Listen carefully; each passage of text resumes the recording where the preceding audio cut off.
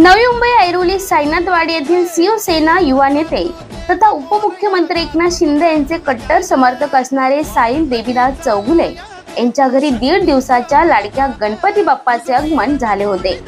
गेल्या अनेक वर्षापासूनची परंपरा ही कायम असून कुटुंबातील सर्व सदस्य मनोभावे पूजा अर्चा करत असतात। या श्री गणरायाच्या दर्शनासाठी माजी नगरसेवक राजू पाटील, सुरेश भिलारे, जगदीश गवते, ॲडव्होकेट रवींद्र पाटील यांच्यासह मुंबईचे नावाजलेले जय जवान गोविंद पथक व अनेक भाविकांनी दर्शन घेतले।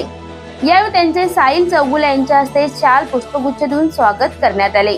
तसेच लाडक्या बाप्पाला अखेरचा निरोप देण्यासाठी गणरायाची फटाक्याच्या आतिषबाजीत व वाजत गाजत मिरवणूक गणपती तलावापर्यंत काढण्यात आली, ज्यामध्ये कुटुंबातील सर्व सदस्यांनी तसेच मित्र परिवाराने नाचत गात सहभाग घेतला आणि मनोभावे गणपती बाप्पाची आरती करत निरोप दिला।